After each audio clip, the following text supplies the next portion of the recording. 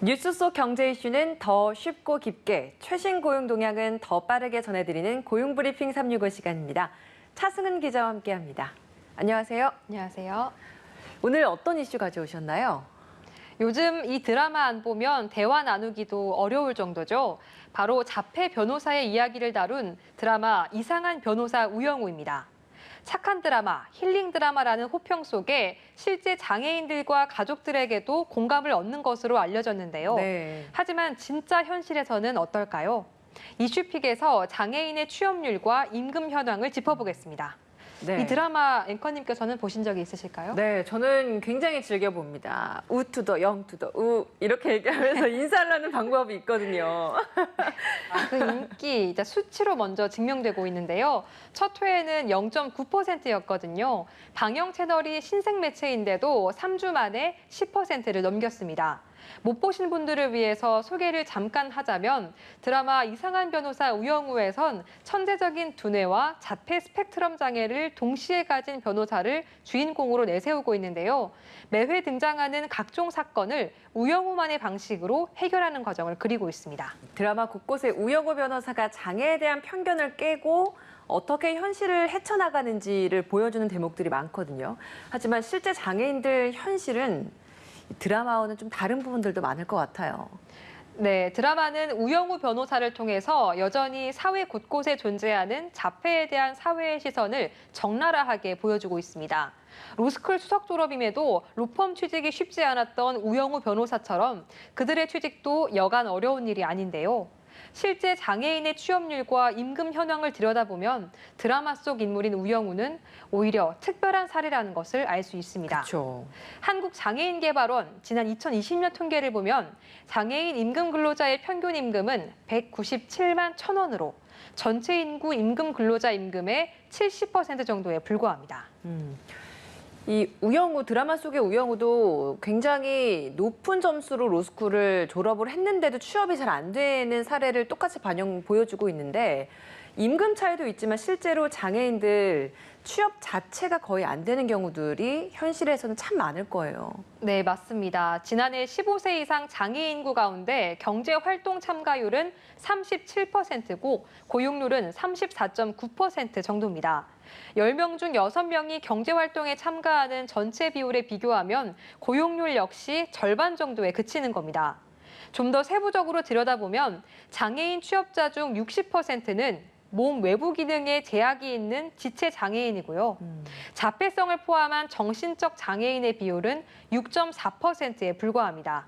장애인 취업자의 직업은 단순 노무 종사자가 27%로 가장 많았는데 우영우의 직업인 변호사를 포함하는 전문가 집단은 9.2%에 그쳤습니다. 그만큼 취업에 있어서 장애인들이 가지는 어려움이 크다고 볼 수밖에 없네요. 네, 비장애인 역시 취업이 어려운 시대지만 장애인에게 취업은 특히 높은 벽입니다. 네. 자폐하면 엘리트 변호사 우영우보다 영화 마라톤의 어수룩한 초원이가 먼저 떠오르는 게 현실이죠. 현실의 벽 때문에 자격을 갖춰도 직업을 갖기 힘들다는 이야기가 나오는데요. 장애인 10명 중 7명은 장애로 인해 가질 수 있는 직업이 제한된다고 답했습니다. 지적, 자폐성 장애인은 이보다 더 높은 비율이 그렇게 생각한다고 공감했습니다. 네. 장애가 있다는 이유로 취업 시장에서 차별을 받지 않게 하려고 의무 고용제도라는 걸 만들어 뒀습니다만 그래도 현실에서는 이 제도가 크게 힘을 받지 못한다면서요? 네, 장애인 의무 고용 제도가 도입된 지 올해 31년째입니다. 차별은 여전히 있는데요. 장애인 채용을 기피하는 기업들이 많은데 고용노동부가 발표한 자료를 보면 공공기관 역시 마찬가지입니다. 지난 5년 동안 공공기관 10곳 중 4곳은 정규직 장애인을 한 명도 고용하지 않았습니다. 공공기관마저 이렇다는 건 다른 사업장은 더 말할 필요도 없는데요. 심지어 10년 연속 고용 부진 명단에 오른 기업도 80여 곳이나 될 정도입니다. 취업의 벽만 높은 게 아닙니다. 학교에서 교육을 받는 것조차도 어려움이 참 많다라고 알고 있거든요. 네, 수적으로 보면 그래도 긍정적인 변화가 보입니다. 교육부에 따르면 올해 전국 특수교육 대상 학생은 총 10만 명으로 지난 2011년 이후 꾸준히 증가 추세거든요. 장애 영역별로는 지적장애 학생이 5만 명으로 가장 많았고요. 이어서 자폐성 장애, 발달 지체 순이었습니다. 특수교육을 받는 학생은 이렇게 많이 늘고 있는데 교육 현장에서도 모두가 만족할 만한 수업이 이루어지고 있는지는 또 다른 이야기지 않나요? 네, 교육 현장에서 자기 적성과 진로를 찾지 못하고 소외되기 일수라는 지적은 여전합니다. 특수학교가 유치원과 초등학교, 중학교, 고등학교, 또 전공과에 이르기까지 과정이 합쳐진 경우가 많아서 학년별 체계화된 교육을 받기는 어렵기 때문인데요. 네. 그렇다 보니까 고교 졸업 장애 학생 가운데 대학에 진학하는 비율은 15% 미만으로 전체 진학률의 5분의 1 수준이었습니다. 10명 중에 8명은 대학 문턱을 못 넘는 거네요. 네, 맞습니다. 대학 진학률도 점차 늘어나고 있긴 하지만 비장애인보다 여전히 적습니다. 교육계 관계자들은 장애 학생들의 사회 진출을 위해서 필요한 맞춤형 직업 교육을 특수학급에서 충분히 제공하지 못하고 있다며 이런 부분에 대한 보완이 필요하다고 지적하는데요. 획일화된 교육 과정을 내실화하고 대학 진학과 연계한 교육 사업을 확충해야 한다는 겁니다. 장애인을 둘러싼 취업과 교육의 현실, 이걸 한 발 더 깊이 들여다보면 차별적인 시선도 한몫을 하는 것 같습니다. 네, 맞습니다. 장애가 없는 이들에게 줄 일자리도 없는데 장애인에게 굳이 일자리를 우선 제공해야 하느냐?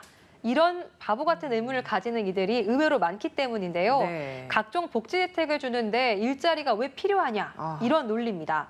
하지만 잘못돼도 한참 잘못된 생각인데요. 그렇죠. 장애인에게 일자리보다 좋은 복지는 없기 때문입니다.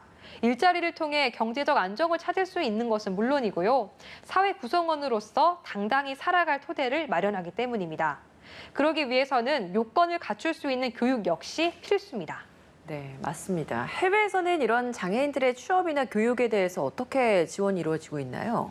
네, 미국이나 영국도 고용주가 장애인을 위한 직장 내 장벽을 제거하도록 법적으로 여러 지원을 하고 있는데요. 장애인 스스로 원하는 일자리를 찾고 장애인에게 필요한 지원이 적절하게 제공될 수 있도록 하기 위해서입니다. 프랑스는 지속해서 고용이 부진한 기업에 많게는 최저임금의 1,500배가 넘는 벌금을 부과하기도 합니다. 하지만 해외 역시 여전히 사라지지 않는 편견들로 인해서 취업과 생활 등의 불편을 겪는 장애인이 많습니다. 그래서 해결해야 할 과제도 많은데요. 그래도 다행인 건 최근에 점점 더 많은 회사가 장애인 채용에 나서고 있다는 겁니다. 네, 자폐성 장애를 가진 변호사 우영우의 드라마는 신드롬이란 말이 만들어질 정도로 연일 기적의 행보를 보여주고 있습니다. 하지만 실제 장애인들은 교육도 취업도 쉽지 않은데요. 언제쯤 우영우도 판타지가 아니라 우리의 현실이 될 수 있을까요? 오늘 차승은 기자와 함께했습니다. 고맙습니다. 고맙습니다. 지금까지 고용브리핑 365였습니다.